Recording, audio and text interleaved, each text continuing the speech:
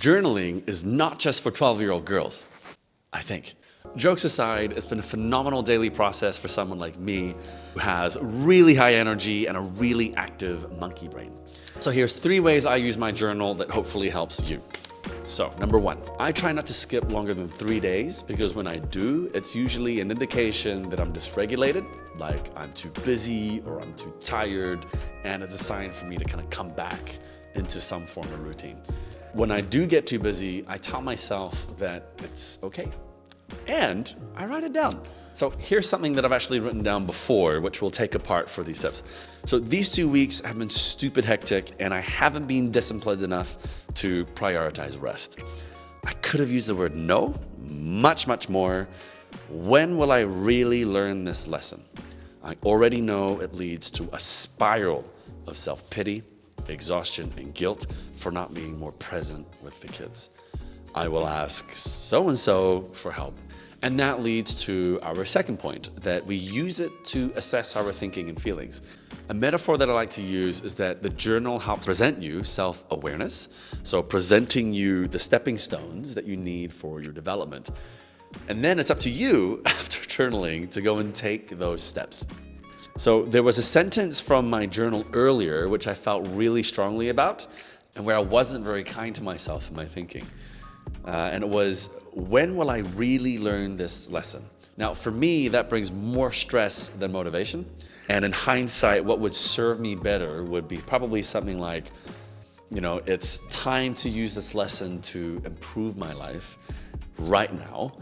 And saying no more will help me rest, prioritize, and be more present with the kids. So being able to reflect on it helps me cut the negative thinking and go, ooh, that's not how I want to be thinking, because I know that doesn't help me. That kind of thinking doesn't serve me.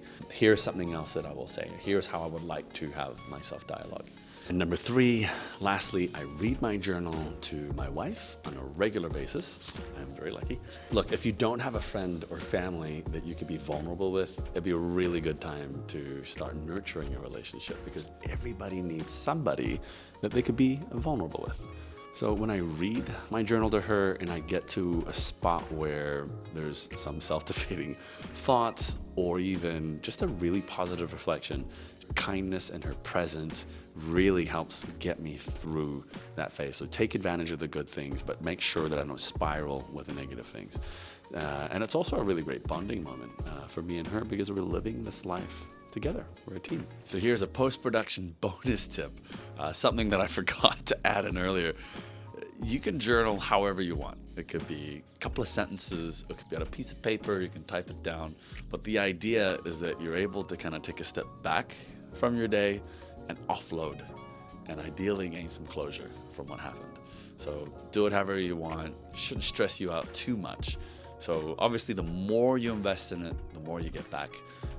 And I'd say that probably the most efficient way is to be intentional. So that way you don't have to write paragraphs and paragraphs of writing to be able to offload. You reflect on what happened in the day and then you write it down.